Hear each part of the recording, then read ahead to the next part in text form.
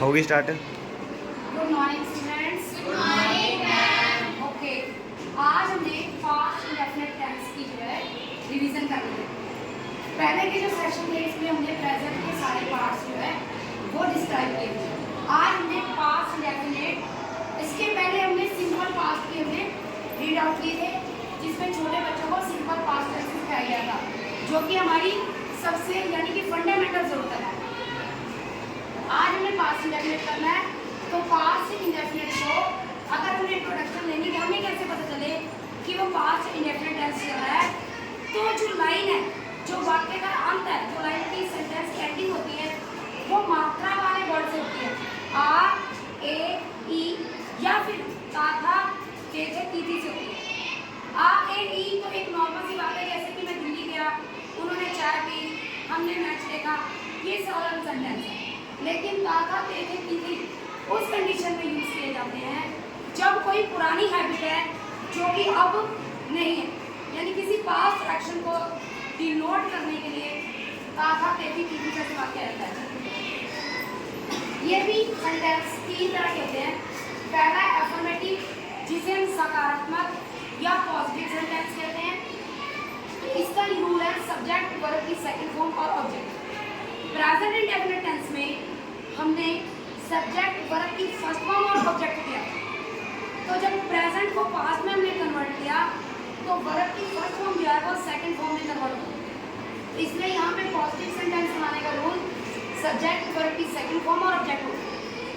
Second rule है negative sentence. Negative यानी नकारात्मक सेंटेंस। जब हमने प्रेजेंट टेंस बनाया था इंडेफिनिट में, तो सब्जेक्ट वर्ब की फर्स्ट फॉर्म में डू नॉट और डज नॉट हेल्पिंग वर्ब, और डू और डज को अगर हम पास्ट फॉर्म में चेक करें, सेकंड फॉर्म में थ्री फॉर्म ऑफ वर्ब में देखें, तो डू को डिड में चेंज किया जाता है। तो डू और डज जो है वो यहाँ डिड में कन्वर्ट हो गए। नेगेटिव के लिए हमने नॉट लगाया। अगर यहाँ पर सेकंड फॉर्म आ गई हमारे पास हेल्पिंग वर्ब के रूप में, तो यहाँ पर वर्ब की फर्स्ट फॉर्म ही लगाई जाएगी, क्योंकि एक टाइम में दो बार वर्ब की सेकंड फॉर्म यूज नहीं की जा सकती। तो हेल्पिंग वर्ब जो है वो सेकंड फॉर्म में हो गई और मेन वर्ब जो है वो फर्स्ट फॉर्म में हो गई। उसके बाद ऑब्जेक्ट रहेगा। थर्ड पार्ट है इसका इंटरोगेटिव सेंटेंस, यानी प्रश्नवाचक सेंटेंस। प्रश्नवाचक में भी सेम रूल है, हेल्पिंग वर्ब को बाहर रखेंगे, उसके बाद सब्जेक्ट, और अगर हेल्पिंग वर्ब सेकंड फॉर्म में लगी है तो जैसे कि हमने नेगेटिव में किया था कि अगर यहाँ पे सेकंड फॉर्म है तो मेन वर्ब जो है वो फर्स्ट फॉर्म में आ जाएगी। उसके बाद ऑब्जेक्ट और क्वेश्चन मार्क डालना नहीं होगा, क्योंकि ये हमारी इंटरोगेटिव की पहचान है।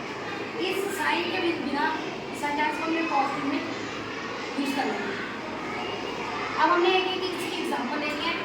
राम कल दिल्ली गया, ये एक पॉजिटिव सेंटेंस बना है, तो हमें इस फॉर्मूले के अकॉर्डिंग इस सेंटेंस को चेंज करना है। तो राम इसमें कौन है? सब्जेक्ट। उसके बाद वर्ब की सेकंड फॉर्म मैंने बोला जिसके साथ आ, ए, ई लगा होगा वही मेरी मेन वर्ब है, तो ये मेरी वर्ब की सेकंड फॉर्म होगी।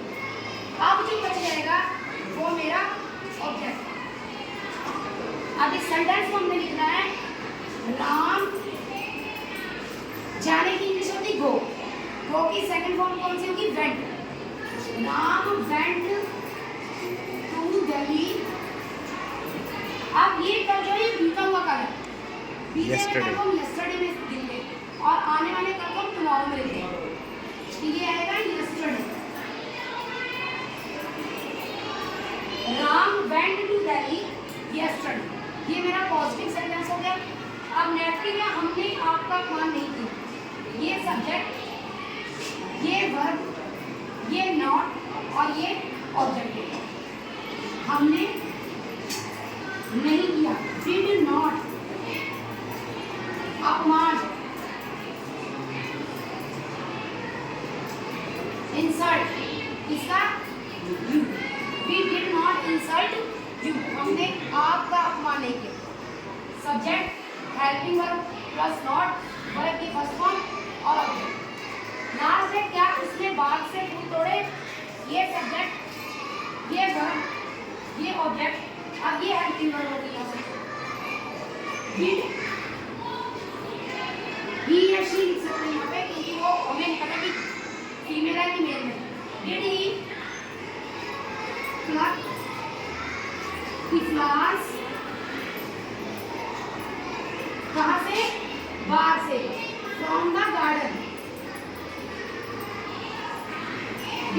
Are the flowers from the garden. ये मेरा नेगेटिव सेंटेंस हो गया, इंटेरोगेटिव। ये पॉजिटिव, ये नेगेटिव और ये इंटेरोगेटिव सेंटेंस हो गया। पास्ट इंडेफिनिट टेंस में सिर्फ एक चीज याद रखनी थी कि पॉजिटिव में सिर्फ वर्ब की सेकंड फॉर्म का इस्तेमाल किया जाएगा, और जब हमने नेगेटिव बनाना है तो डू डज को ही डिड में चेंज करना है, और जब डिड यहाँ पे यूज होगा तो यहाँ पर वर्ब की सेकंड फॉर्म नहीं लगाई जा सकती। ये चीज अपने माइंड में सभी ने रखनी है, ठीक है। तो ये हमारा जो है वो पास्ट इंडेफिनिट टेंस क्लियर हो गया है। तो इससे रिलेटेड कुछ सेंटेंसेस हैं जो मैं आपको दूंगी, जो आपने इसको सॉल्व करना है, ठीक है बेटा। Okay, have a nice day.